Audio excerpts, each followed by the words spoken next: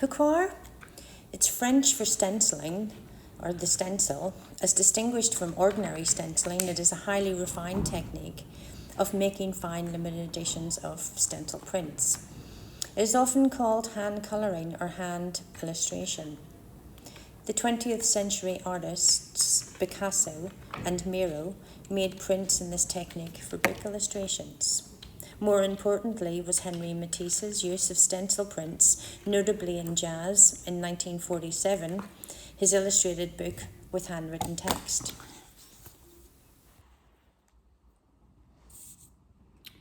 I've cut out lots of shapes to make the Pochoir today, and chosen a couple of plates for the background.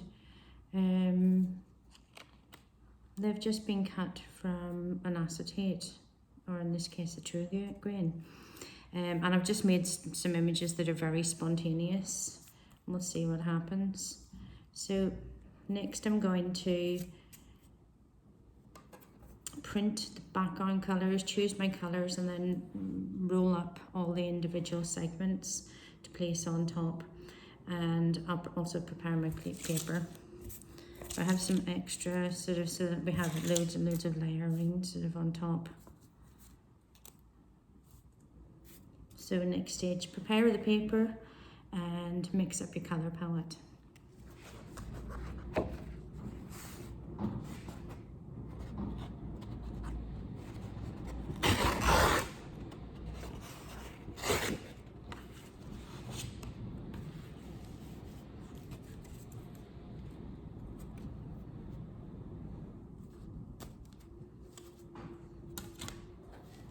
I bought these rollers from artway.co.uk, really handy for your studio or for teaching classes, and really quite inexpensive, a couple of pounds each.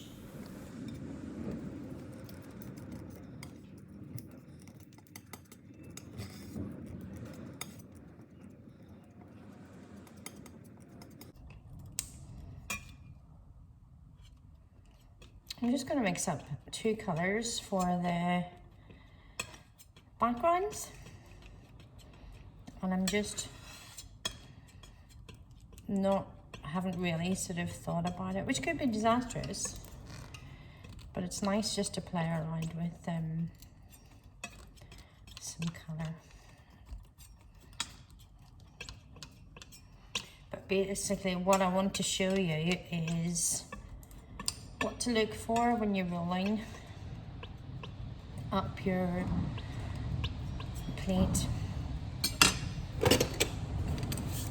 If you have a wider roller, I would use a wider roller.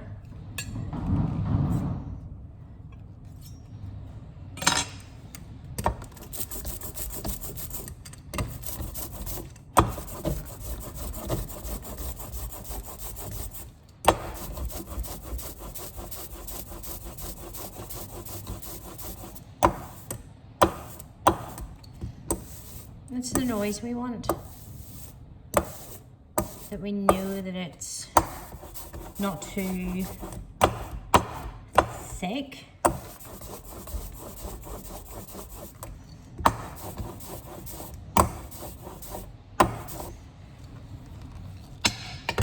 So I'm just going to get the plate and move this a little bit. Make sure there's no dust on it, because then it'll add lumpy bits.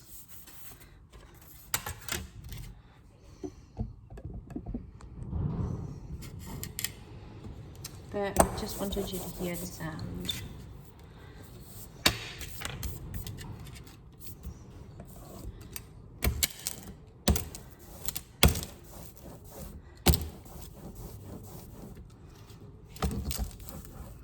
I think I might use a palette today that I don't normally go for.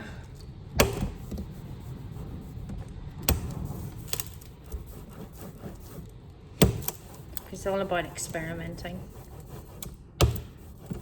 and you might find a new colour palette that you really love. So I think I'll try like pale blues and the odd red bit inked up, possibly a black and an orange on this colour, so nice and evenly distributed with the colour.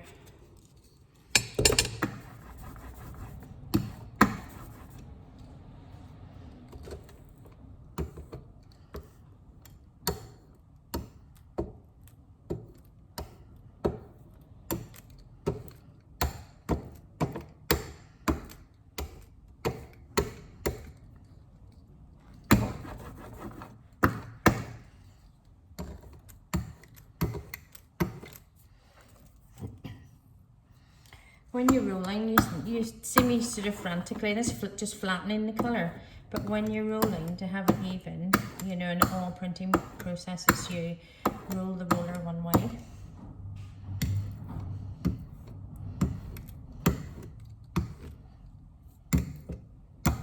And again, you gotta watch out for lines and stuff like that you're blending them in.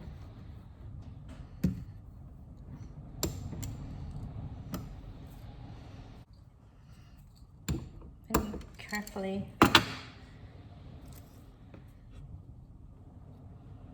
lift it. I'm just going to put it across like plate. This is just where I'm going to ink up all the little figures and stuff in this corner, so each time I apply the ink I'm going to give it a wee rub down.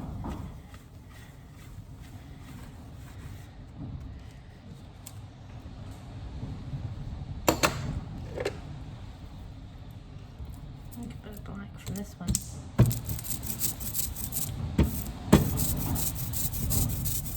It's windy out there, so that's the sound we want.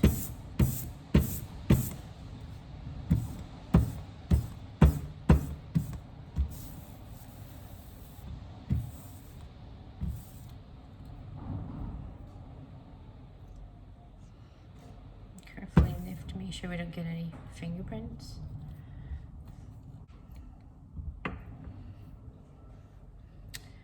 This one.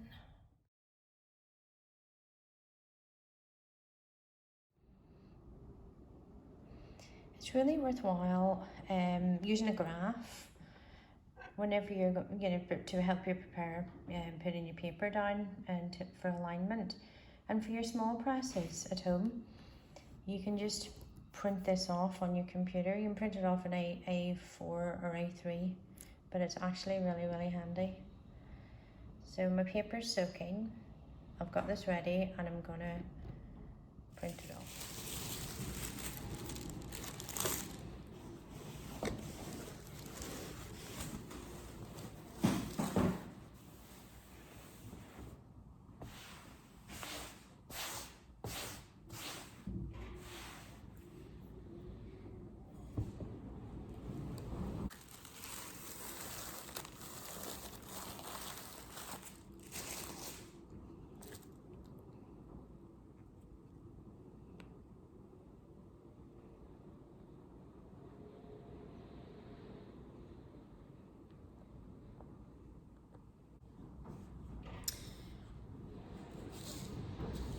Turn the plate around. On this particular little piece, you'll see that I have kind of scribbly marks here. That was the addition of some water soluble crayons that you can add to it. You know that they're just Karen Daye water soluble. I've had these for ages, which is why there's so many.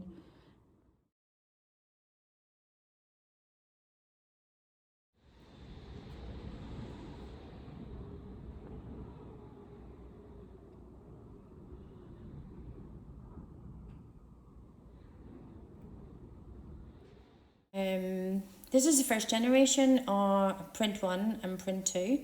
They're very bold and loud, but that soon changes.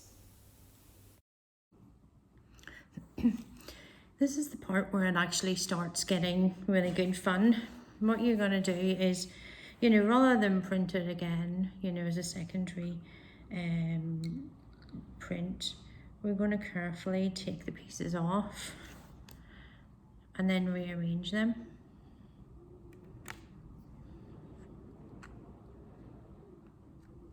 So you get, you know, where you've had overlaps before, you know, you get really sort of nice detail. In fact, you can actually print them on the other side as well because it's picked up the ink from here. So I will do that because I've got some really nice detail here of the overlapping. So I'll set that here.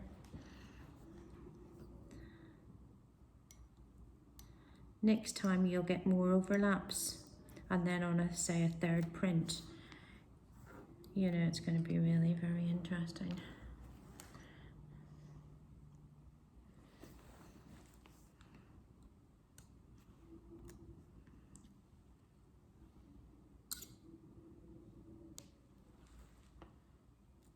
You know, that's a piece that the Broken Heart that's got the original sort of ink, and you can see silhouettes and stuff now as well.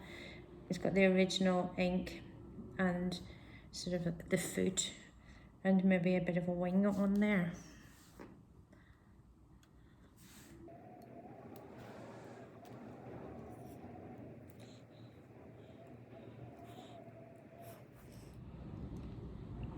I'm now going to swap the pieces over. What we're aiming for now is to reverse all the images and use all that really interesting overlap detail that we got from the first print. You know, the stencils have picked up parts of the background and the overlapping, so you get nice lines and nice partial bits of colour. So it's really quite interesting, and we do that sort of for the next print and until we basically have used up all the ink, because some of the really sort of lighter images you get, say, in the third or the fourth print, you know, whilst it's really quite light, can be really beautiful and interesting. So yeah, it's just playing around with your composition, rearranging the composition, the silhouettes and the lines that are left on the plate will actually print up as well, so use them. Everything will print. See all those the lovely little figures sort of just ahead of the arrow there? That will come out in your next print, and so will most of the detail. So just be careful of your composition. It can be sometimes a bit tricky to lift this up because it's stuck down with a layer of ink. There we go.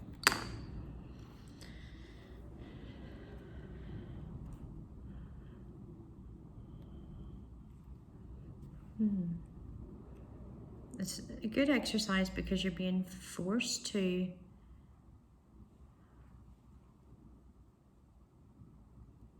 work it out really quite quickly before the ink dries. So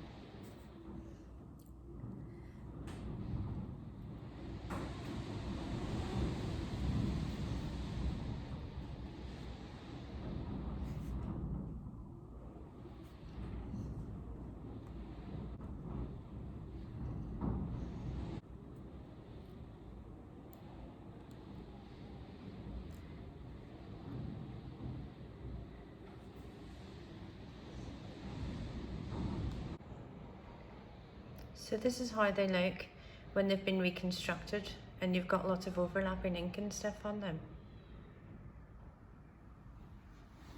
You can still see traces of the other figures and stuff underneath and the other patterns, which is really quite nice. Yep, there we go. Another bit of scribbling with the crayon there. Couldn't resist, and that's the reverse side of the fluffy cloud. And those textures on this bird kind of thing, you know, have just been caused sort of naturally with the overlapping, and you can see that his head is now a different colour than in the first image. So I can't wait, and obviously this little sort of simple, girly, dressy kind of thing has now got a, where it's been overlapped with black, it's now got sort of, dawns a different shape. To print the second generation print, and that's what it looks like. Lots of really interesting overlaps. We've removed all the stencils and get really lovely detail and textures. A bit of close up there of all the different textures. I think the second plate, you can see the lines where I didn't remove the initial outline marker. It's really good fun. And that's the plates again. Too lovely to photograph, you know, as they are. This is preparation for the third print from the first plate. And that's the result. A lot of more subtle, really lovely soft tones and overlapping and beautiful marks. A bit of detail. Hope you've enjoyed it. Thank you very much.